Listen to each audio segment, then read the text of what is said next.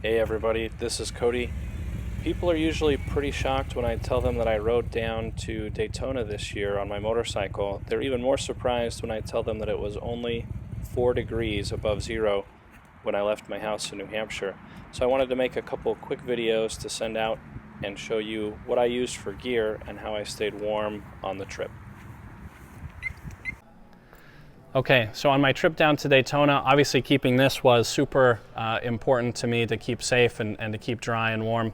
And so I had a couple different considerations that I had to make. One of them was on a really long trip I needed communications and I was going to use my 20S helmet headset. And so I opted for a modular full face helmet instead of my new favorite helmet, which is the Pilot 3-in-1 helmet. You've probably seen this already and some of the great features with the vents, with the flip shield. It's basically a half helmet. It's certified as a half helmet, but it has some really great styling features, and this is removable, as is this back piece to give it a really sleek convertible half helmet kind of look depending on the weather that you're in. And so this is a great option. I couldn't quite bring this to Daytona for the ride, but I'll be riding that a lot this summer.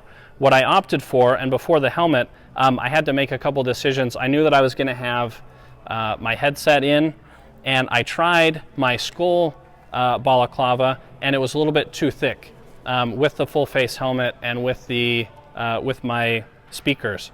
And so I opted instead to use the thinner bar and shield fleece balaclava, and that fit a lot better inside my helmet, and it was still plenty warm on that trip. So that's what I used. Of course, there's a lot of different neoprene options that you can use under your helmet or with a variety of different styles of helmets.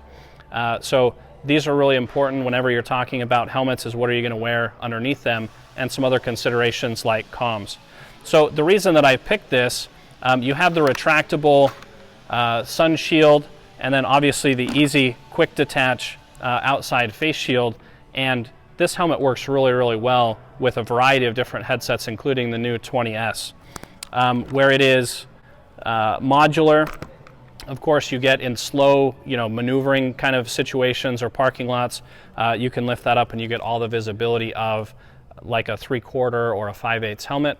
But on the road, you get the warmth and the comfort and the added safety of a full face helmet with vents on the top and on the bottom. A couple other options that you might be interested in, just because April is helmet month and we all need to make sure and know the birthday of our helmet. They only last about 3 to 5 years, and of course there's nothing more important when you're on your motorcycle than keeping your melon safe.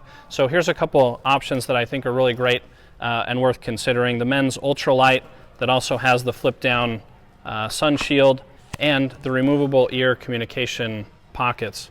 They also give you a little bit of extra warmth too if you want to leave those in. They are removable.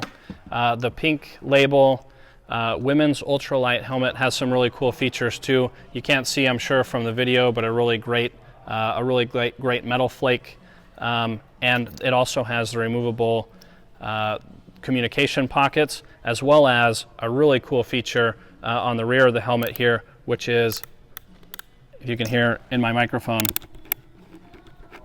the adjustable rear piece here for the women's helmet to give a really good, confident, snug feel on the women's ultralight pink label helmet.